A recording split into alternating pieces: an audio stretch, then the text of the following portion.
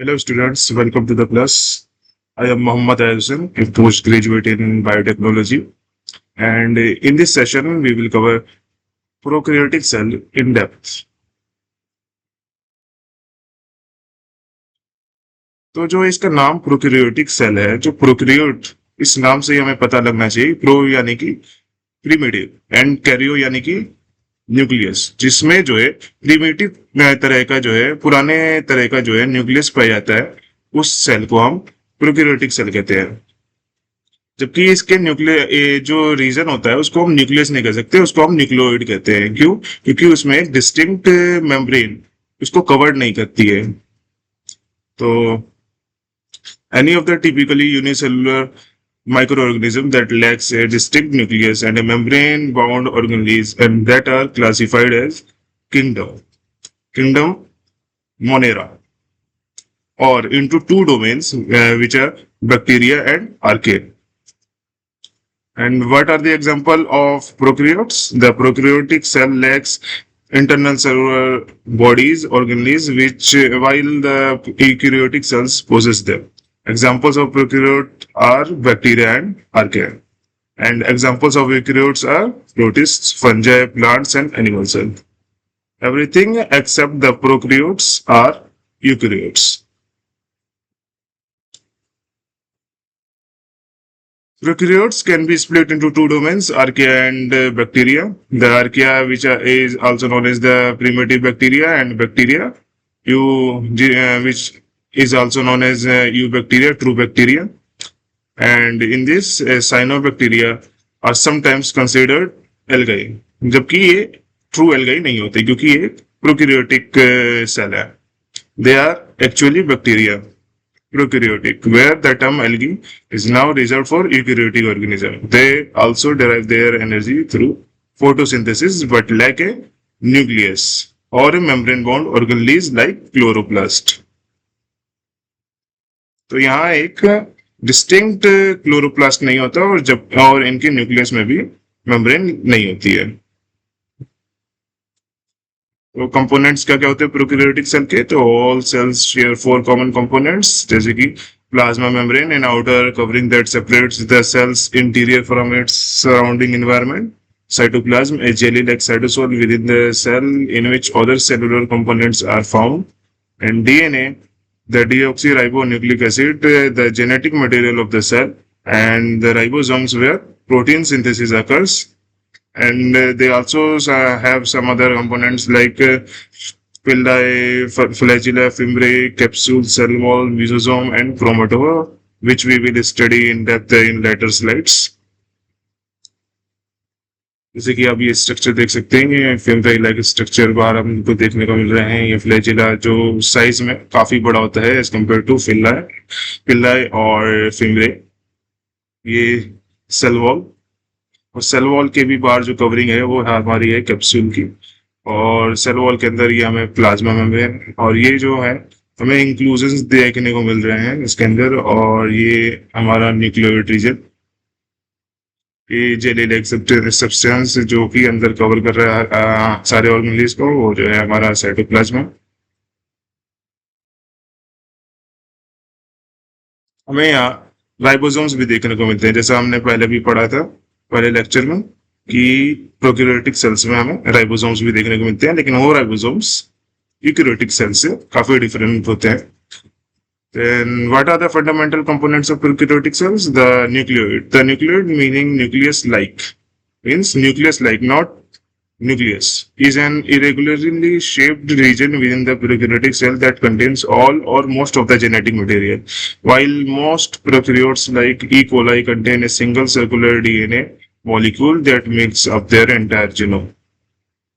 In contrast to the nucleus of an eukaryotic cell, it is not surrounded by a nuclear membrane, and prokaryotic DNA and DNA-associated proteins are concentrated within the nucleoid region of the cell. In general, the prokaryotic DNA interacts with nucleoid-associated proteins.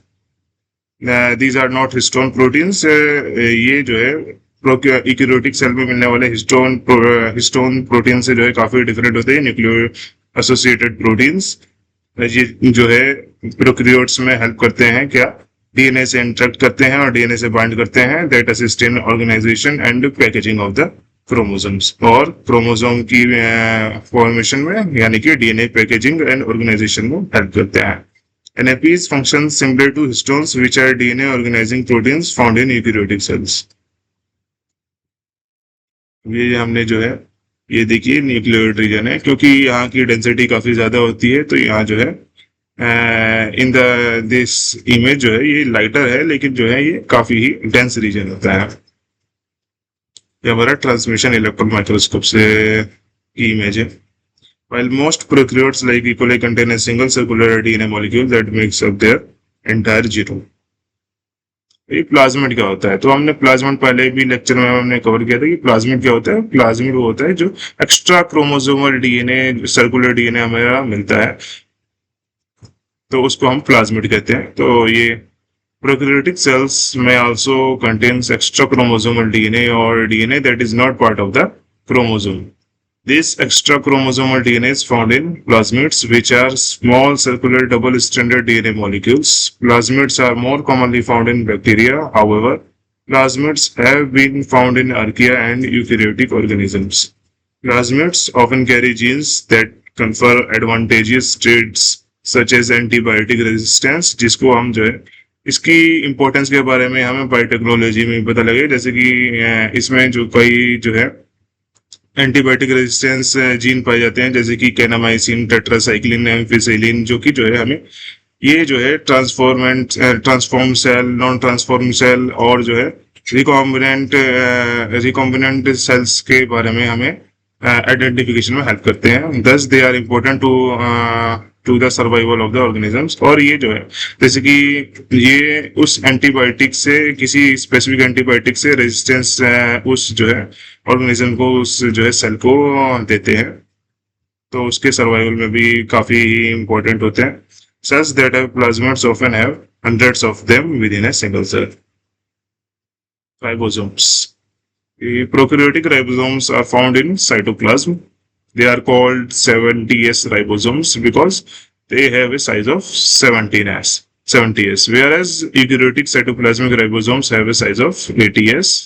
The S stands for the Swedberg unit, a measure of sedimentation in an ultracentrifuge, which is based on size, shape, and surface qualities of the structure being analyzed. However, the ribosomes in each of the three domains are structurally different. यहाँ कौन कौन से three domains के बारे में बात कर रहे हैं? यहाँ हमारे है बैक्टीरिया, यूकेरिया एंड जो है archaea. All cellular life synthesizes proteins and organisms in all three domains of life possesses ribosomes. Structures responsible for protein synthesis. ये जो है राइबोसोम्स रिस्पॉन्सिबल होता है प्रोटीन सिंथेसिस के लिए. यहाँ देखेंगे कि 70S राइबोसोम्स कैसे बन रहे. ये इसकी स्मॉल यूनिट जो कि होती है 30S की, और जो लार्ज यूनिट उसकी होती है 50S की, तो दो कंबाइन होकर ये 70S कंप्लीट राइबोसोम स्ट्रक्चर बनता है. Eukaryotic ribosome 70S are composed of two subunits, the 30S small subunit and the 50S large subunit, each of which are composed of protein and rRNA components. ये किसके बने होते हैं? ये protein है RNA component के बने होते हैं. एंडोस्पोर्स. अब ये एंडोस्पोर्स क्या होता है? तो जब बैक्टीरियल सेल्स जो है वो फेवरेबल कंडीशन में होती है, तो वो वेजिटेटिव स्टेट में होती है, यानी कि वो रेप्लिकेट कर रही है, ग्रो कर रही है, मेटाबॉलिकली एक्टिव होती है. लेकिन जब वो जो है हार्श कंडीशन जब उसका मिलती है, यानी कि अनफेवरेबल कंडीशन में जब कोई भी सेल बैक्टीरियल सेल आती है, तो वो जो है एंडोस्पोर्स जनरेट करती है. So bacterial cells are generally observed as vegetative cells, but some genera of bacteria have the ability to form endospores, structures that essentially protect the bacterial genome in a dormant state when environmental conditions are unfavorable. Vegetative, अब जो है हमें इन दोनों का difference यहाँ देखने को मिलेगा कि वेजिटेटिव सेल्स और एंडोस्पोर्स में क्या क्या डिफरेंस होता है. Sensitive to extreme temperature and radiation, और जबकि ये endospores resistant to extreme temperature and radiation. ये ग्राम पॉजिटिव होता है क्योंकि ये जो है ग्राम स्टेन को एब्जॉर्ब करता है, जबकि ये ग्राम स्टेन को एब्जॉर्ब नहीं कर पाता, तो ओनली स्पेशल एंडोस्पोर स्टेन्स को ही एब्जॉर्ब कर पाता है। और इसमें normal water content and enzymatic activity, ये सब जो है नॉर्मल चल रही होती है, एक्टिव होती है ये वाली से। और ये डिहाइड्रेटेड होती है, no metabolic activity. Capable of active growth and metabolism, ये वाली सेल जो है एक्टिव ग्रोथ कर रही होती है, मेटाबॉलिज्म इसका चल रहा होता है, और जबकि यहाँ डोरमेट एंड नो ग्रोथ और मेटाबॉलिक एक्टिविटी यहाँ पाई नहीं जाती है। अब ये प्रोसेस क्या होता है, ये प्रोसेस इसे स्पोर्स बनाने का, इसको हम स्पोरुलेशन कहते हैं। The process by which vegetative cells transforms into endospores is called sporulation, and it generally begins when nutrients become depleted or environmental conditions become otherwise unfavorable उस बैक्टीरियल सेल के लिए। तो ये वो बैक्टीरियल सेल उस unfavourable condition में endospores को generate करता है। तो इसमें क्या होता है, सबसे पहले जो है डीएनए रेप्लिकेट करता है, और फिर जो है मेम्ब्रेन्स उस रेप्लिकेटेड डीएनए को जो है सराउंड करती है। कौन कौन से, और जो फोर स्पोर बनता है, स्पोर बनने से पहले वाला जो कंडीशन रहता है उसको कौन कौन से मेम्ब्रेन कवर करती है, प्रोटेक्टिव कोर्टेक्स की मेम्ब्रेन और जो है प्रोटीन कोट उसके सराउंड करती है, और जो है उसके बाद वो रप्चर हो जाती है सेल, मदर सेल, और जो है ये स्पोर रिलीज कर देते हैं एनवायरमेंट में। Sporulation begins following asymmetric cell division. Symmetric cell division या असिमेट्रिक सेल डिवीजन होता है। The four spores become surrounded by a double layer of membrane, a cortex, and a protein spore coat before being released as a mature endospore upon disintegration of the mother cell. और अब इसमें हम plasma membrane के बारे में पढ़ेंगे, prokaryotic cell के। तो प्लाज्मा मेम्ब्रेन क्या होता है, structures that enclose the cytoplasm and internal structures of the cell are known collectively as the cell envelope. All cells, prokaryotic and eukaryotic, have plasma membrane, also called cytoplasmic membrane or cell membrane, that exhibits selective permeability, allowing some molecules to enter or leave the cell while restricting the passage of others. इसीलिए हम इसको selectively permeable membrane कहते हैं। The structure of the plasma membrane is often described in terms of fluid mosaic model. इसको हम बाद में भी और डिटेल में पढ़ेंगे जब हम plasma membrane को स्पेसिफिकली पढ़ेंगे। The plasma membrane structure of most bacterial and eukaryotic cell types is a bilayer composed mainly of phospholipids formed with ester linkages and proteins. These phospholipids and proteins have the ability to move laterally within the plane of membrane as well as between the two phospholipids. और हम ये भी पढ़ेंगे कई enzyme जो है जो इस फोस्फोलिपिड लेयर को मूव करने में from the non cytosolic side to cytosolic side में हेल्प करते हैं, जैसे कि एक एंजाइम भी आता है जैसे फ्लीपेज। और ऐसे ही कई एंजाइम के बारे में हम बाद में जब प्लाज्मा मेम्ब्रेन को पढ़ेंगे तो डिस्कस करेंगे। तो इसमें भी दो तरह के प्रोटीन होते हैं, एक जैसे कि जो सरफेस पे या जो है इस मेम्ब्रेन को आर पार नहीं कर पाते हैं, तो जो है उस प्रोटीन को हम पेरिफेरल प्रोटीन कहते हैं। और जो है इस प्लाज्मा मेम्ब्रेन को जो है पूरा क्रॉस कर लेते हैं, तो उसको हम इंटीग्रल प्रोटीन कहते हैं।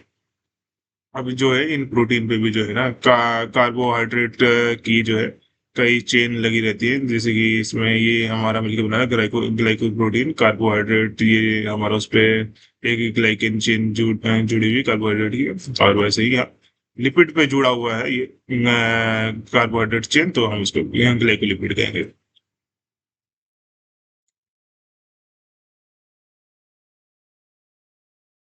These glycoproteins and glycolipid complexes extend out from the surface of the cell, allowing the cell to interact with the external environment. ये जो है ग्लाइकोप्रोटीन और ग्लाइकोलिपिड जो है बाहर के एक्सटर्नल इन्वायरमेंट से इंटरेक्ट करने में सेल को मदद करते हैं। The glycoproteins and glycolipids in the plasma membrane can very considerably in chemical composition among archaebacteria and eukaryotes, allowing scientists to use them to characterize unique species. Identification में भी help करते हैं स्पीशीज के, different species के, जैसे कि archaebacteria and eukaryotes के बीच में आइडेंटिफिकेशन में हेल्प करते हैं। Plasma membranes from different cell types also contain unique phospholipids which contain fatty acids. Phospholipid derived fatty acid analysis (PLFA) Profiles can be used to identify unique type of cells based on differences in fatty acid. Fatty acid के differences पे हम जो है identification में help करता है, और जो है आर्की बैक्टीरिया एंड यूकेरियोट्स की है वे यूनिक पीएफएलए प्रोफाइल।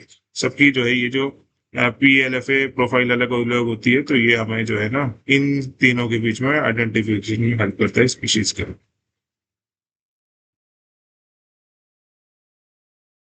अब फोटोसिंथेटिक मेम्ब्रेन स्ट्रक्चर्स, जैसे कि जो कि क्या होते हैं, सेल मेम्ब्रेन मॉडिफिकेशंस होते हैं यहाँ पे, क्योंकि यहाँ पे एक डिस्टिंक्ट अलग से जो है कोई जैसे क्लोरोप्लास्ट प्रेजेंट नहीं होता है, ओरिजिनली प्रेजेंट नहीं होते हैं। तो यहाँ पे some prokaryotic cells, namely cyanobacteria and photosynthetic bacteria, have membrane structures that enable them to perform photosynthesis. These structures consist of an infolding of the plasma membrane. ये प्लाज्मा मेम्ब्रेन की infolding से बने होते हैं। ये specialised structures that encloses the photosynthetic pigment. Photosynthetic pigment इसके अंदर होता है, and such as green chlorophylls and bacteriochlorophylls. In cyanobacteria these membrane structures are called thylakoids. इस जो है इस स्ट्रक्चर जो हमें साइनोबैक्टीरिया में मिलता है, इसको हम मेम्ब्रेन स्ट्रक्चर को हम थाइलोकॉइड्स कहते हैं। थाइलोकॉइड्स जो हमने क्लोरोप्लास्ट में पढ़ा था, ये वो थाइलोकॉइड्स में होते हैं। ये थाइलोकॉइड्स यहाँ पे भी साइनोबैक्टीरिया में भी ये मेम्ब्रेन स्ट्रक्चर पे जबकि बोलते हैं। In photosynthetic bacteria they are called chromatophores and lamellae और क्लोरोजोम्स। अब यहाँ पे हमें स्ट्रक्चर दिखा रखा है कि ये कैसे इनफोल्डिंग है, प्लाज्मा मेम्ब्रेन की इनफोल्डिंग, इंट्रासाइटोप्लाज्मिक मेम्ब्रेन, ये इनफोल्डिंग होके ये स्ट्रक्चर बना रहा है।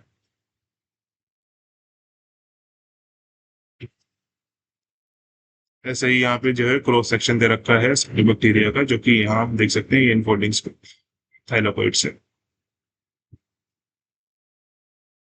अब क्या मीजोजोम्स, ये मेसोसोम्स भी क्या होते हैं, सेल मेम्ब्रेन मॉडिफिकेशंस होते हैं। और मेसोसोम्स और chondrioids are folded in vaginations in the plasma membrane of bacteria.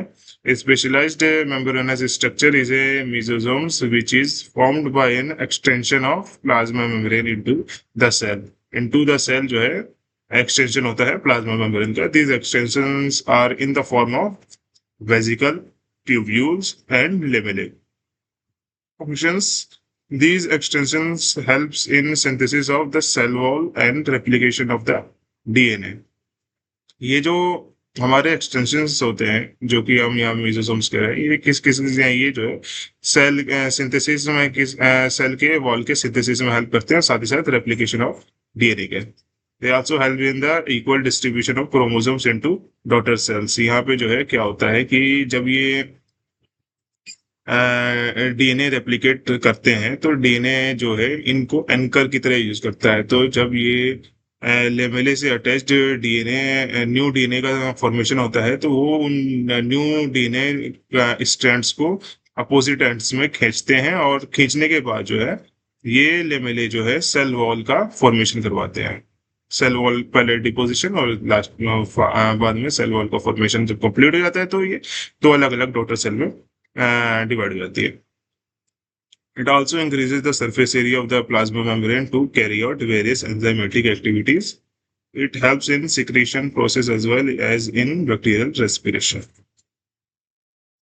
अब दो तरह के यहाँ पे मेसोसोम्स होते हैं, एक होता है सेप्टल और सेंट्रल मेसोसोम, जिसके बारे में हमने पढ़ा कि help in DNA replication and transfer of replicated DNA to daughter cells, helps in the formation of septa, cross wall during binary fission. उसके बाद जब जो है ये दो कंप्लीटली न्यू सिंथेसाइज डीएनए को दो अपोजिट एंड में खींच देते हैं, तो उसके बाद जो है फॉर्मेशन करते हैं सेप्टर का, और बाइनरी फिजन से जो है दो डॉटर सेल बन जाते हैं। अब इसमें पेरिफेरल और लेटरल मेसोसोम क्या होते हैं, also called chondroid, analogous to mitochondria of eukaryotic cell. Analogous है, जैसे हमारा माइटोकॉन्ड्रिया काम करता है यूकैरियोटिक सेल में, वैसे। और site for respiration in bacteria, has enzymes for electron transport chain, जो इलेक्ट्रॉन ट्रांसपोर्ट चेन में जो है हमें एंजाइम्स की जरूरत होती है, वो एंजाइम्स होते हैं as enzymes for electron transport chain and provide a large surface area for enzyme activity. यहाँ पे ये म्यूजियम्स हम देख रहे हैं ये, और ये इनफोल्डेड साइटोप्लाज्मिक मेम्ब्रेन, जो कि साइटोप्लाज्मिक मेम्ब्रेन सेल मेम्ब्रेन जो है इनफोल्डिंग बन के जो है हमारा म्यूजियम सिंगल म्यूजियम स्ट्रक्चर बना रही है। इसी में हमें ट्यूब्यूल्स ये देखने को मिल रहे हैं, और ये बड़ा जो है बड़ा साइज में ये वेजिकल है।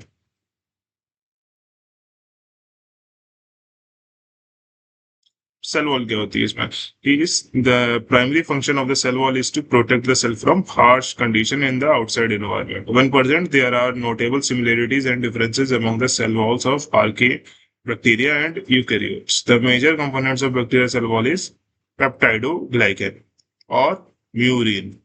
It is only found in bacteria. Archaeal cell wall structures differs from that of the bacteria in several significant ways. Archaeal cells walls do not contain peptidoglycan. Instead, they contain a similar polymer called pseudopeptidoglycan, जिसको हम pseudomurine भी कहते हैं. Last, as is the case with some bacterial species, there are few archaea that appear to lack cell walls entirely, और ये काफी important है क्योंकि ये एक exception है माइकोप्लाज्मा, जो कि जो है जिसमें सेल वॉल entirely absent होती है. अब जो है अब सेल वॉल्स के भी बाहर हमें कुछ स्ट्रक्चर देखने को मिलते हैं, जिसको हम गलाइकोकैलिसेस एंड एसलेयर कहते हैं. इसमें क्या होता है कि although most prokaryotic cells have cell walls, some may have additional cell envelope structure exterior to the cell wall, such as glycocalyces and aslayers. The glycocalyx is a sugar coat of which there are two important types, जो कि दो important इसमें types होते हैं, capsule and stem layers. The capsule is a well-organized layer located outside of the cell wall and usually composed of polysaccharides or proteins. ये जो है हमारा कैप्सूल जो है वेल ऑर्गेनाइज्ड होता है, लूज नहीं होता है, ये टाइटली पैक्ड होता है और जो है outside of the cell wall and composed of polysaccharide and proteins के बना होता है. जबकि एक स्लाइम लेयर जो है is a less tightly organised layer that is only loosely attached to the cell wall and can be more easily washed of.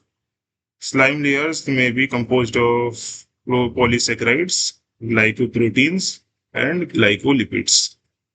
यहाँ glycolipids भी से भी बनी हो सकती है. तो सबसे बाहर जो है ये कैप्सूल लेयर होती है, उसके अंदर ये सेल वॉल की लेयर एंड फिर सेल मेम्ब्रेन की लेयर होती है सबसे अंदर. तो और ये जो है सेल मेम्ब्रेन ही एक लिविंग मेम्ब्रेन है, और ये सेल वॉल और ये कैप्सूल जो है दोनों ही मेटाबॉलिकली इनएक्टिव रहते हैं, इसलिए नॉन लिविंग में आते हैं. इन दोनों को जो है ये बैक्टीरियल सेल जो है मेंटेन करती है वेसिकल्स को सिक्रेट करके in the form of polysaccharide. जैसे हमने देखा कैप्सूल बनाया हमारा पॉलीसेकेराइड का, प्रोटीन्स का और ग्लाइकोलिपिड्स का. वही सेल जो है हमारा इसकी पेप्टाइडोग्लाइकन और इन बैक्टीरिया एंड सूडोपेप्टाइडोग्लाइकन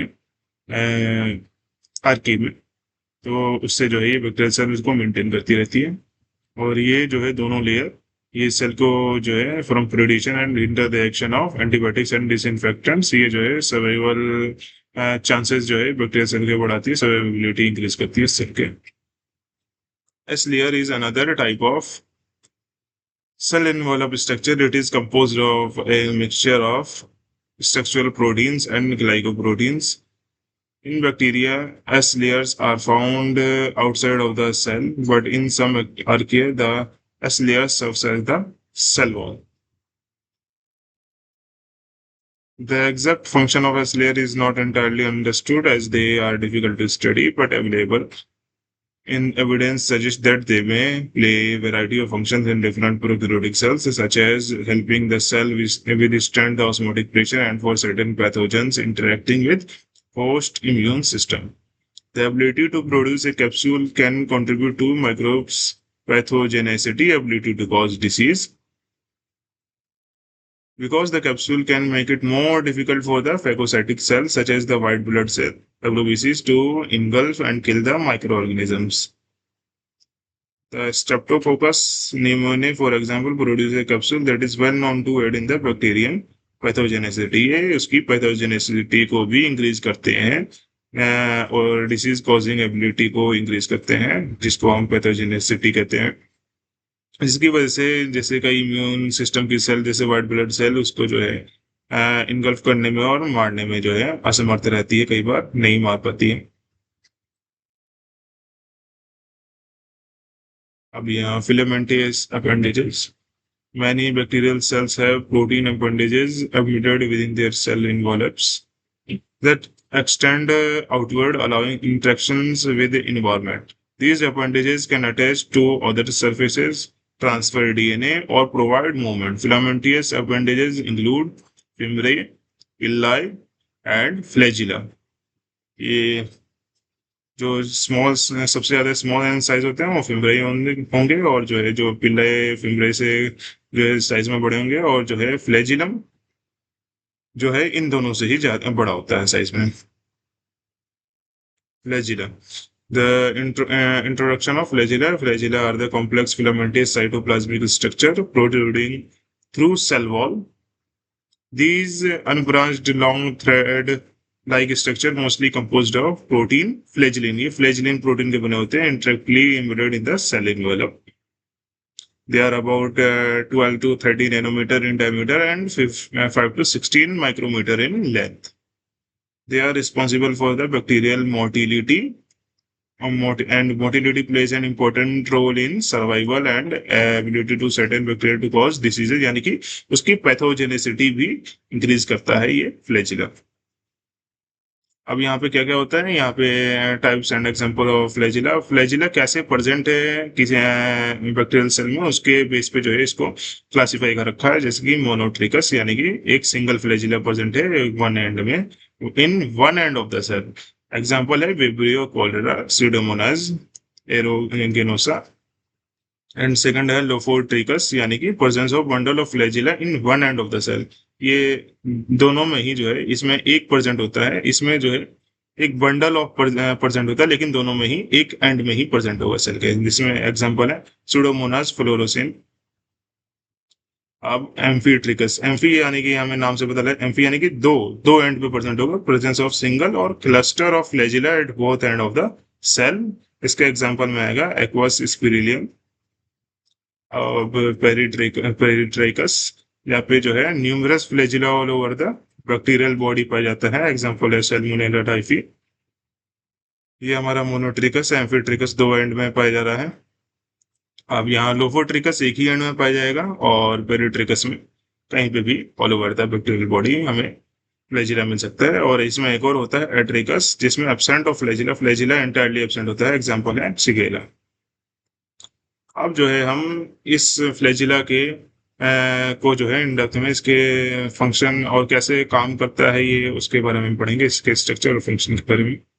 तो ये हमने ग्राम नेगेटिव बैक्टीरिया लिया है इसका, और जो है यहाँ पर हम देख सकते हैं कि इसकी जो है जो फ्लैजिला होती है तीन पार्ट में, इसका जो मेन पार्ट में डिवाइडेड होता है, filament, hook and basal body. अब ये जो फिलामेंट इसका देखा रखा है फ्लैजिलिन से बनाया है, और फ्लैजिलिन प्रोटीन से, और ये हुक रहा, और ये नीचे का जो सेल इनवेलप में धसा हुआ हिस्सा है। ये आउटर मेम्ब्रेन लिपोपॉलीसेकेराइड की बनी हुई है। पेरिप्लाज्म जो कि पेरिप्लाज्मिक स्पेस में प्रेजेंट है, आउटर इनर मेम्ब्रेन और आउटर मेम्ब्रेन के बीच के स्पेस। यहाँ में जो है रिंग्स पाई जाती हैं अलग अलग तरीके, जैसे L ring, P ring and SM ring. यहाँ पे प्रोटीन होते हैं जिसमें motor initiating protein, fly protein, ये एक तरह का मोटर स्विच होता है, इसके बारे में हम पढ़ेंगे। Parts of flagella. Flagella is not straight, but it is helical. It is composed of flagellin protein, globular protein. ये किस तरह का प्रोटीन होता है? Globular protein होता है, and known as HNTJ. Flagella has three parts: basal body, hook, and filament. The filament, it is thin hair-like structure, arises from hook. And the hook, it is wider region at the base of the filament. It connects the filament to the motor protein in the base. Length of the hook is longer in gram positive bacteria than gram negative bacteria. Basal body, अब ये जो basal body क्या होती है कि इसमें it is composed of central road inserted into series of rings which is attached to cytoplasmic membrane and cell wall. L ring, it is the outer ring, सबसे ऊपर वाली जो रिंग थी बाहर से. Present only in gram negative bacteria, it is anchored in lipopolysaccharide layer. P ring, it is the second ring anchored in the peptidoglycan layer of cell wall. And MS ring anchored in cytoplasmic membrane. C ring anchored in cytoplasm. ये है कि इस ये हमें help करता है कि flagella की वेट माउंट टेक्निक होती है फॉर स्टेनिंग बैक्टीरिया फ्लैजिला की. और ये काफ़ी ही सिंपल एंड यूजफुल टेक्निक होती है number and arrangement of flagella को जो है, जिससे की वजह से हमें जो है ना स्पीशीज के आइडेंटिफिकेशन में हेल्प करती है. तो इस प्रोसेस से हम लोग जो है उनके अरेंजमेंट ऑफ फ्लैजिला को देखकर, नंबर और अरेंजमेंट ऑफ फ्लैजिला को देख के स्पीशीज का आइडेंटिफिकेशन कर सकते हैं कि कौन सी स्पीशीज को बिलोंग करता है bacteria. Flagellar motility at the base surrounding the inner ring, MS and C ring, there is a series of protein called MOT protein or protein. A final set of protein called FLI protein function as motor switch. The flagellar motor rotates the filament as a turbine, causing the movement of the cell in the medium. The movement of flagella results from the rotation of the basal body, which is similar to the movement of the shaft of an electric motor. जैसे आपने motor कई बार देखा होगा, तो वैसे ही जो है ये मोटर की तरह काम करता है हमारा बेसल बॉडी, और ये जो है फिलामेंट को मूव करवाने में, रोटेट करवाने में हेल्प करता है. Turning motion is generated between S ring and M ring. The S ring acts as a starter while M ring act as a rotator. S ring start करता है और एम रिंग जो है act करता है rotor की तरह. The basal body as a whole gives a universal joint to the cell and allows complete rotation of hook and filament. Or flagella moves the cell by rotating the flagella about the basal body. Rotation of flagella is either clockwise भी हो सकता है, anti clockwise भी हो सकता है. Functions क्या होते हैं इस फ्लैजिला के? तो मूवमेंट में हेल्प करता है, सेंसेशन में हेल्प करता है, सिग्नल ट्रांसडक्शन में हेल्प करता है, adhesion for cells anchored in a tissue like epithelial cells lining our passages. This moves liquid over the surface of the cell driving particle laden mucus toward the throat. ये जो है कई mucus से जो है चिपके हुए पार्टिकल्स को जो है ना इसके मूवमेंट से, फ्लैजिलर मूवमेंट से जो है ना थ्रोट की तरफ लाने में हेल्प करता है. Flagella are generally accepted as being important virulence factor. क्यों? क्योंकि फ्लैजिला की वजह से यहाँ पे जो है इसको मोटिलिटी मिल रही है, और साथ ही साथ इसको संश्लेषण है कि कीमोटेक्सिस लाइक बिहेवियर हमें यहाँ देखने को मिलता है, सेल में प्रोड्यूस करती है ये फ्लैजिला, और जिसकी वजह से ये इम्पोर्टेंट वेरुलेंस, इसके वेरुलेंसी को इंक्रीज करती है, वेरुलेंस फैक्टर, इम्पोर्टेंट वेरुलेंस फैक्टर. अब फिम्ब्री, ये क्या होते हैं? शॉर्ट अटैचमेंट पिल्ला, ये सबसे ज्यादा शॉर्ट होते हैं in bacteriology. Fimbriae, Latin for fringe, plural fimbriae, also referred to as an attachment pilus. By some scientists, it is a type of appendage that is found on many gram-negative and some gram-positive bacteria, and that is thinner and shorter than a flagellum. Fimbriae are used by bacteria to adhere to one another and to adhere to animal cells and some inanimate objects. A bacterium can have as many as 1,000 fimbriae. Fimbriae are only visible with the use of electron microscope. They may be straight or flexible. Made up of fibrillin protein. Flagella हमारा जैसे flagellin protein का बनाता है, ये किससे बनाता है? Fibrillin protein से. Comparatively shorter in length than pili and flagella. No role in bacterial motility and conjugation, कोई भी रोल प्ले नहीं करता है ये बैक्टीरियल मोटिलिटी या कॉन्जुगेशन. अब हम ये कॉन्जुगेशन हम देखेंगे कि कॉन्जुगेशन में सबसे ज्यादा इंपॉर्टेंट रोल किसका होता है, वो है हमारा पिलाइन. Piline refers to a class of fibrous proteins that are found in pilus structure in bacteria. Piline. Bacterial villi are used in exchange of genetic material during bacterial conjugation, while a shorter type of appendage is also made up of villi called fimbriae are used as a cell adhesion mechanism. Although not all bacterial can have villi or fimbriae, villi are typically longer and fewer in number than fimbriae. They are found in virtually all gram-negative bacteria, but not in many gram-positive bacteria. The fimbriae and villi have shaft composed of protein called villi. इन दोनों में ही fimbriae and पिलाई में है जो shaft जो बना होता है उसको जिस प्रोटीन का उसको पिलिन कहते हैं. At the end of the shaft is the adhesive tip structure having a shape corresponding to that of the specific glycoprotein or glycolipid receptors on a host cell. जैसे आप हमने पहले देखा कि जैसे कि ग्लाइकोप्रोटीन ग्लाइकोलिपिड हमने देखा कि रिसेप्टर की तरह काम करते हैं हमारे सेल मेम्ब्रेन पे, वैसे ही जो है यहाँ पे उसके ही क्रोस्पॉन्डिंग जो है एक एडहेसिव टिप होती है इनके शाफ्ट के बाद. There are two basic types of villi, short attachment villi and long conjugation villi. अब यहाँ देख सकते हैं ये एडहेसिव टिप, ये पाइलस, ये रहा होस्ट सेल है, यहाँ उस पे जो है ना टिप रिसेप्टर पड़ा है, तो यहाँ जो है ये एडहेसिव टिप उस पे जाके जो है बाइंड हो जाएगी. Adhesive tip of bacterial villi binding to host cell receptors. तो यहाँ लॉन्ग कॉन्जुगेशन villi है. अब ये long conjugation villi role play करते हैं किसमें, इसको हम कहते हैं आल्सो कॉल्ड एफ और sex villi that are longer and are very few in number and common villi short attachment villi also called fimbriae. The conjugation pilus enables conjugation. The conjugation is the transfer of DNA from one bacterium to another by cell-to-cell contact. Cell-to-cell contact होता है यहाँ पे, जिसको process को हम conjugation कहते हैं.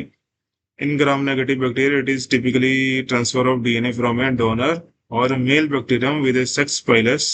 जिसके पास एक sex pilus जो हमने पढ़ा है, long conjugation villi to a recipient or female bacterium to ensure genetic recombination.